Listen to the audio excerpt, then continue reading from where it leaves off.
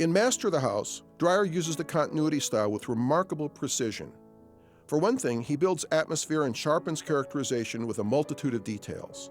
From the opening scene showing Ida's daily chores to the final image of the heart-shaped pendulum of the family clock, Dreyer has given us a strong sense of the texture of daily life. A wood chip holds up the short leg of a table. The stove is used to heat the parlor, boil water for coffee, bake potatoes, and warm the father's slippers. Even a coat hanging or not hanging on a peg measures psychological development. To achieve the utmost stress on details, Dreyer chose to break each scene into small bits. Danish film historian Kasper Tibjerg has suggested that Master of the House, with its over 1,100 cuts, has more shots than any other Danish film of its day.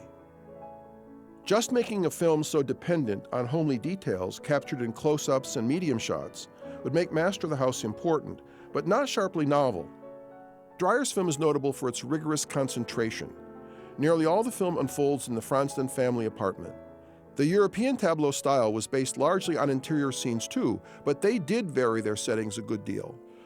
A more powerful influence on Dreyer's creative decisions was the recent trend in German cinema that had come to be called Kammerspiel film. The Kammerspiel, or chamber play, originated in German and Scandinavian theater in the early 1900s. Originally, the term applied to the auditorium itself, which was conceived as a small space that put the audience quite close to the stage. This arrangement suited psychological plays with only a few actors in a single, unchanging setting. August Strindberg's Ghost Sonata of 1907 was conceived for his version of a Kammerspiel theater.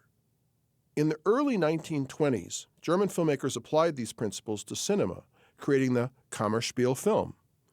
These films were typically confined to a few small spaces and focused on the interactions of very few characters.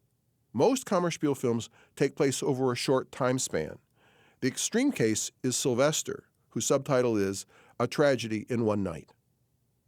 Instead of grandiose historical spectacle like Cecil B. DeMille's 1923 Ten Commandments, or a tale of adventure like Douglas Fairbanks' 1922 Robin Hood, the Kammerspiel film sought to give the audience a sense of spying on the mundane lives of a few ordinary people. The filmmakers explored how dramatic, even melodramatic, conflict could emerge from everyday situations. The trend was a decisive influence on Dreyer. Michael, which Dreyer made for the UFA Company in 1924, was considered a borderline Kammerspiel film, but he carried the chamber play aesthetic much further in Master of the House.